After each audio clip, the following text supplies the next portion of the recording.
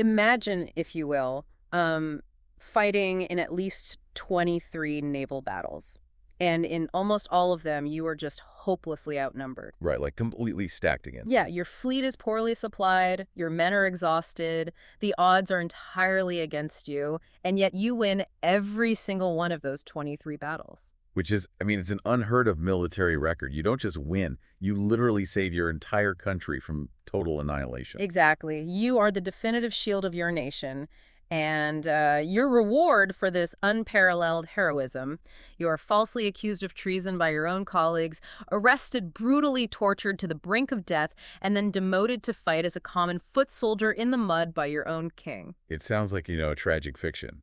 But it is actually the real documented history of one of the greatest military commanders who ever lived. Welcome to today's deep dive. We are looking into the life of the 16th century Korean naval commander, Admiral Yi Sun-sin. Yeah, it's quite the story.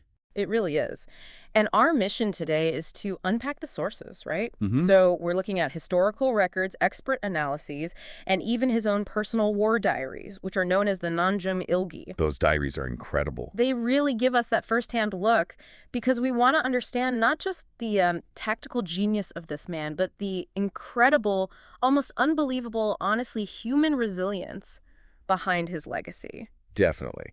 Because at its core, this story is a masterclass in navigating toxic environments. Oh, for sure. Like, we all dealt with difficult workplaces. But this is a story about maintaining your integrity, your moral compass. When the entire system around you is corrupt, it's deeply paranoid and actively working to destroy you. Yeah. And that is something any of you listening right now can draw inspiration from. Okay, so let's unpack this, because to really understand how Admiral Yi survived this unprecedented betrayal later in his life, we have to look at his childhood first. Right, you don't just become that resilient overnight. Exactly. He didn't just suddenly become a man of rigid integrity. He was always an incredibly strict enforcer of justice. So he was born in 1545 in the capital, Hansong, which is present-day Seoul, and he was actually born into a disgraced family. And that's a really crucial starting point to understand the mechanics of his career. So his grandfather, Yi Pan-yok, had been a government official but was impeached during this political event known as the Gimyo Literati Purge. Right. And a purge back then wasn't just getting fired, was it? No, not at all. To give you some context on what a purge meant in the 16th century Joseon court, in a deeply Confucian society, political guilt was collective. Oh, wow. Yeah, your entire extended family lost their status. So even though Yi Sun-sin was from a prominent noble-class family, that political stain meant he didn't have the protective family connections. Ah, I see. He didn't have the patronage that most nobles relied on to survive. He was largely left to navigate this incredibly cutthroat system entirely on his own. Which is wild. And even as a kid, his personality was just so intense. The historical records say that when he played war games as a child, he was always chosen as the leader. But he was such a harsh enforcer of fairness that if he thought someone was acting unfairly even, like a full-grown adult, he would literally shoot pretend arrows at them. Yes. Like, the villagers were actually terrified of this kid. They would cross the street to avoid walking past his house. What's fascinating here is that this strict, unbending adherence to his principles is exactly what made him an unparalleled military commander later on. Right, the meticulousness. Exactly. But it is also exactly what made him a massive political target. I mean, in the highly factional, corrupt system of the Joseon government, being rigidly honest made you dangerous to the people in power. Because you couldn't be bought. Right.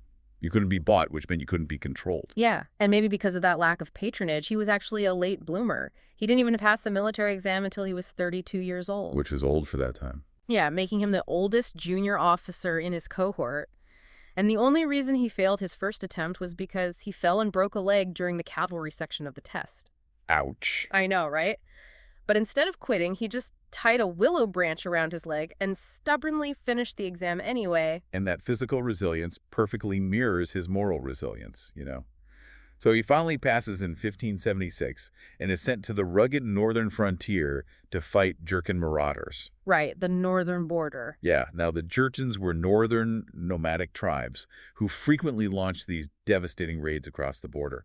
Fighting them required intense cavalry and land tactics. Which is very different from the naval warfare he'd later be famous for. Completely different, and yet he's highly successful at it. Yeah. In 1583, he actually lures the Jurchen into battle, defeats them, and captures their chief. But this early success leads to his very first betrayal, right? Because his brilliance makes his superiors intensely jealous. Yes, it puts a target on his back. So specifically, this commander, named General Yi Al, leads a conspiracy to frame Yi Sun-sin for desertion during battle. Yi is stripped of his rank, imprisoned, and tortured. And then when he's finally released, they force him to fight as an enlisted ordinary soldier. It's just brutal. It's like being the most dedicated employee at a company, uncovering a massive flaw, and getting fired by a jealous middle manager who forces you to come back and, like, work in the mailroom. That's a perfect analogy. Yeah. And this tendency to sabotage professional adversaries was tragically common in the Joseon military at the time. Yet, Yi Sun-sin just puts his head down and does the work. He doesn't complain. He just earns his way back up. Exactly. By late 1590, his undeniable talent basically forces the military to promote him again. And it happens in rapid succession, culminating in his appointment as commander of the Left Jeolla Naval District in 1591. And the timing of that promotion could not be more critical. The geopolitical landscape of East Asia is basically a powder keg about to go off. Yeah, things are escalating fast. Over in Japan, a warlord named Toyotomi Hideyoshi has just unified the country after a century of civil war. And in 1592, he launches a massive invasion of Korea. This is the Imjin War. Right. And Hideyoshi's ultimate goal is actually to conquer Ming China. And he just views Korea as, like, a highway to get there. And the initial Japanese invasion is absolutely devastating. They land at the southern port of Busan with these battle-hardened veterans and begin a lightning march north. Unstoppable. Yeah, the Joseon land forces, which had enjoyed years of relative peace, just collapse utterly.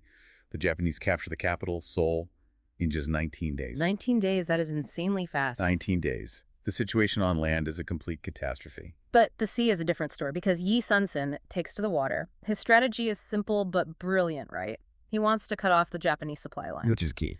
Because the Japanese army might be marching north, but they need food and weapons shipped from Japan to sustain them. And to stop those ships, Yi introduces his secret weapon, the Geobuxian, the famous turtle ship. Such an iconic ship. The descriptions of this thing in the sources are wild. It was 65 feet long, had an iron-spiked roof covered in planks to prevent enemy soldiers from boarding, and this dragon-shaped figurehead on the front that actually blew sulfurous smoke to create a smokescreen. Plus, it had cannons pointing out of every single side. It was a technological marvel for its time. I mean, he used these ships to launch a string of miraculous victories in 1592, like the Battle of Okpo and the Battle of Sachin. Oh, wait, Sachin is where he gets shot, right? Yes. At Sachin, Yi is actually shot in the left shoulder by a bullet, but survives, secretly carves the bullet out himself, and just keeps commanding. That is hardcore. But okay, let's unpack this for a second because I want to push back on the mythology of the turtle ship. Okay. Because it sounds like a magical, invincible super weapon from a movie, right? Was it really that overpowered, or was it just the perfect countermeasure for this specific enemy? That is exactly the right question to ask. The turtle ship wasn't magic. It was the perfect, exact counter to Japanese naval doctrine. So? Well, you have to understand how the Japanese fought at sea. They relied heavily on melee combat. Their entire strategy was essentially land warfare on water. Right. They'd pull up next to an enemy ship, throw grappling hooks, board it with samurai, and fight hand-to-hand. Okay. So by putting an iron-spiked roof on the turtle ship, Yi Sun-sin fundamentally neutralized their entire way of fighting. Precisely. He denied them their primary tactic. If they tried to jump onto his ship, they'd be impaled. So instead, he forced them to fight a ranged artillery war. Which they were bad at. Right. The Joseon Navy had superior cannons, and the turtle ship allowed them to sail right into the middle of a Japanese fleet, absorb fire, and blast them from all sides without any fear of being boarded. The Japanese simply were not equipped for that kind of warfare. And that tactical genius really peaks at the Battle of Hansan Island later in 1592. The Japanese are so frustrated by Yi that Hideyoshi actually recalls 3 of his admirals from land duties just to deal with the Korean Navy. They were that desperate. Yeah. So Yi finds a Japanese fleet of 82 vessels resting in a narrow strait. He sends out a few decoy ships to lure 63 of those Japanese ships out into the open sea. Once they take the bait and pursue, the Korean fleet suddenly turns around and surrounds them in a semicircular formation that Yi called the crane wing. The Hakikshin. And it's incredibly difficult to pull off because it requires perfect coordination among dozens of ships in the open ocean. Think of it like a giant floating bear trap. He lured them into the center, and once the Japanese fleet committed, the jaws of the semicircle snapped shut around them. Yep. That meant every single Korean cannon on the inner curve of that semicircle was pointing at the exact same trapped targets in the middle. Exactly. And this goes right back to that childhood rigidity we talked about earlier. Oh, the strictness. Right. His obsessive need for discipline and rules was the only reason his sailors could execute such a complex, synchronized maneuver while under fire. They absolutely decimated the Japanese fleet, destroying 47 ships and capturing 12, all while maintaining enough distance to prevent any boarding. It was such a disastrous defeat that when Hideyoshi heard the news, he ordered his forces to cease all naval operations. Now, you would think that single-handedly saving the nation's supply lines and stalling a massive invasion would make Admiral Yi untouchable, right? Like a national hero. I think so. But instead, his success breeds intense paranoia back in the royal court. And this leads to a massive shift in his fate. Because King Seonjo had cowardly fled the capital all the way north to Uju, living his own reputation in ruins. Meanwhile, the common people were looking at Admiral Yi as a savior. And to understand the why behind what happens next, you kind of have to put yourself in the shoes of a 16th century monarch in a deeply Confucian society. Okay. A king rules by the mandate of heaven. But Seonjo had just abandoned his people to invading forces. He looked weak. Very. Yeah, and meanwhile, down south, you have a brilliant, uncorruptible general who has essentially built his own loyal, highly effective military force. In a heavily factional, aristocratic society, a beloved military leader with his own army isn't just a general. He's a massive walking threat to the throne itself. So his own competence makes him a target. Yes. The court ministers manipulated the deeply insecure King Seonjo into viewing Yi as a potential traitor.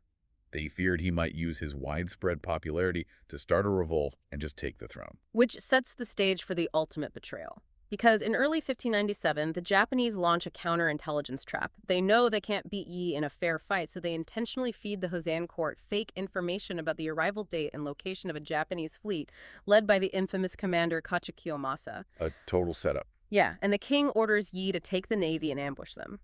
But Yi looks at the map and recognizes the location is studded with dangerous sunken rocks. It's a literal death trap, so sticking to his principles, he refuses the king's order. And refusing a direct order from the king, even a demonstrably suicidal one, was exactly the excuse his political enemies were waiting for. Wow. They insisted he be replaced by his longtime rival, General Kyun, and that Yi be arrested for treason. They drag him to Seoul in chains.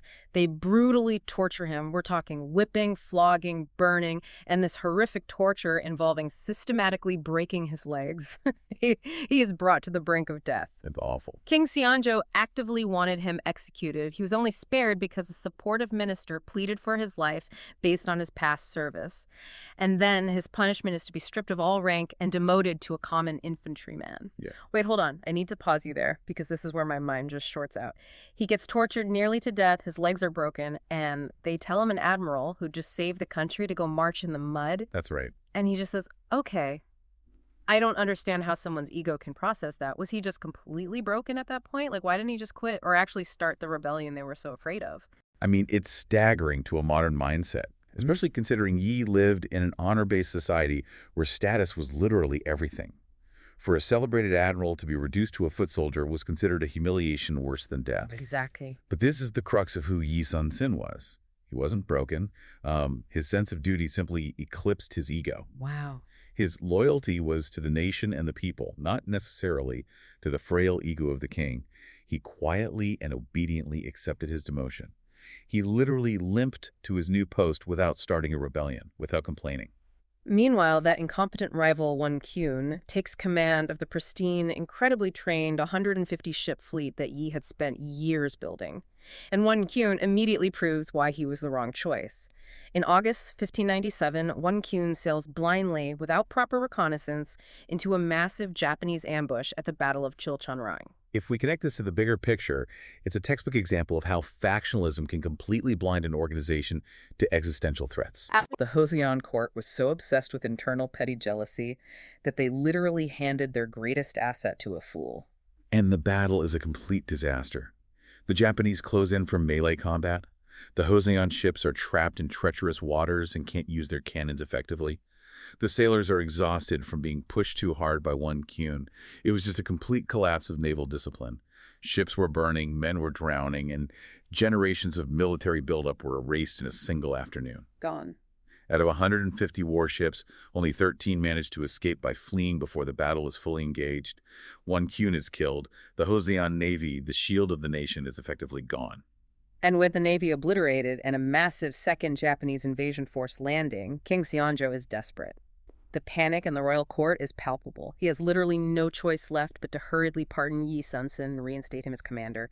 But, he is giving Yi the command of a ghost fleet. Right, Yi is reinstated, but he only has those 13 surviving ships and 200 exhausted, terrified sailors. These men have just watched their friends die, their morale's completely shattered. The situation is so hopeless that King Seonjo actually sends an edict telling Yi to just abandon the ships, disband the navy, and take his 200 men to join the ground forces. But Yi refuses to give up the sea. He understands that without naval supremacy, the Japanese will just endlessly supply their ground troops. So he writes this legendary response to the king. Oh, this quote is famous. Yeah. He says, "Your servant still doth have 12 warships under his command, and he is still alive, that the enemy shall never be safe in the West Sea." Chills. He actually had 13, but the quote of 12 has gone down in history. And this sets up one of the greatest military upsets in human history, the Battle of Myeongnyang in October 1597. Emboldened by their recent victory, a massive Japanese fleet of around 333 ships sails out to crush Yi once and for all. Now, Yi knows he can't win a conventional fight with 13 ships against over 300. So he uses the environment itself as his weapon. He lures the massive Japanese fleet into the Myeongnyang Strait. The geography of this strait is exactly why Yi chose it. It was exceptionally narrow, which meant the Japanese couldn't use their massive numbers to flank or envelop his tiny fleet. They couldn't spread out. Right, a bottleneck. Yes. And furthermore, the strait had powerful currents, eddies, and whirlpools. Right. The tidal flow was violent, and it actually reversed direction every 3 hours. So Yi positions his 13 ships in the deep shadows of the surrounding hillsides, concealing them. When the massive Japanese fleet enters, they are funneled into this narrow bottleneck. And just as they get jammed in, the unpredictable tide reverses. The trap is sprung. The Russian water pushes the Japanese ships backward. They lose all maneuverability. They start colliding with each other, crashing together in the whirlpools, basically presenting sitting duck targets for the Joseon cannons. By utilizing the terrain constraints, Yi Sun-sin completely neutralized a 25-to-1 numerical advantage.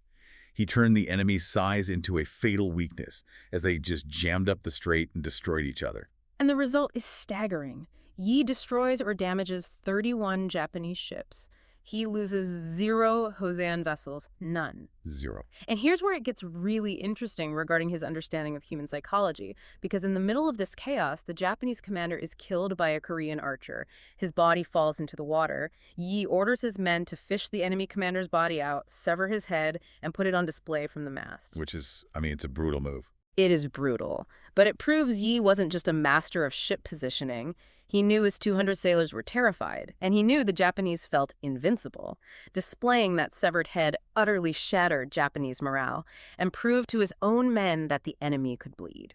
It was just a masterclass in psychological warfare. And Myeongnyang completely turned the tide of the war. It prevented the Japanese from supplying their land forces and effectively saved the Joseon kingdom from total collapse. You'd think after Myeongnyang, Yi would just defend the coastline, rest his men, and wait out the remainder of the war. But his strict moral compass dictated that the invaders had to be entirely expelled to prevent future generations from suffering. He wouldn't let them just sail home peacefully. Right. And that absolute rigidity led directly to his final tragic engagement. December 1598, the Battle of Noryang. But this time, the Ming Chinese have sent a fleet to help, commanded by Chen Lin. Yi and Chen Lin form a strong bond, and they move their combined forces to block the retreating Japanese fleet from escaping back to Japan. It's a chaotic, massive night battle. During the vigorous pursuit of the retreating Japanese, Admiral Yi is standing on the deck of his flagship, beating a war drum to encourage his men. And suddenly, a stray bullet from a Japanese arquebus strikes him near his left armpit. And we should clarify what an arquebus is. It was an early matchlock firearm. They were notoriously inaccurate, taking forever to reload, and mostly fired in just blind volleys. Right. So the fact that a single stray bullet found him in the dark on a moving ship makes it feel even more tragically unlucky. It's a fatal wound. But even in his dying moments, his only thought is for the safety of his men and the outcome of the battle. He knows that if the men see him fall, morale will break and they will panic. So his final words are, "The war is at its height. Wear my armor and beat my war drums. Do not announce my death." Incredible. His nephew Yuan and his eldest son drag his body into the cabin. Yuan puts on his uncle's armor and beats the war drum to keep the pursuit going. And when the battle ends and the Allied forces are victorious, the truth finally comes out. Ming Commander Chen Lin comes to thank Admiral Yi, only to be met by his nephew, who announces the death. So sad. The historical records actually state that Chen Lin was so profoundly shocked and devastated that he fell to the ground 3 times, beating his chest and weeping. You know, there's a fascinating theory about his death from the acclaimed South Korean novelist Kim Hoon. He suggested that Yi Sun-sin may have deliberately stood at the front of his ship, basically making himself a target. Oh, really? Yeah. The theory goes that Yi understood the toxic system he worked for perfectly. He knew that if he survived the war and returned home a hero, the incredibly paranoid King Seonjo would only subject him to more political persecution, torture, and eventually execution.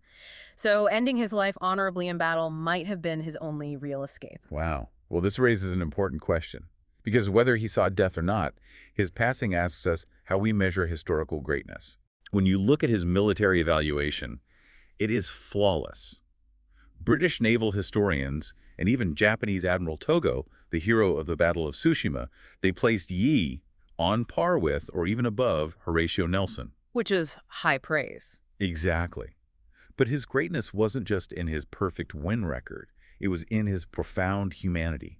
He fought to preserve the lives of his soldiers, he protected the civilian families affected by the war, and he displayed an unshakable moral compass in a world devoid of one. That is why he remains arguably the most respected figure in South Korean history today. It is an astounding journey. We started with a rigid, rule-obsessed kid who shot fake arrows at his neighbors. We followed him as he became a brilliant commander, survived being tortured and reduced to a foot soldier by his own jealous king, and eventually rose back up to become the undefeated savior of his entire nation. Yeah, and as you go about your week, think about the times you felt unappreciated in your own life or, punished for doing the right thing. Imagine what you would do if your greatest achievements were met with chains and torture. Could you still put your ego aside, accept the humiliation, and serve the greater good, exactly as Yi Sun-sin did? Something to mull over. Thank you for joining us on this deep dive. We hope it inspired you to keep questioning the history you thought you knew. And remember, sometimes the people who save the world are the ones the world treats the worst. Keep diving deep.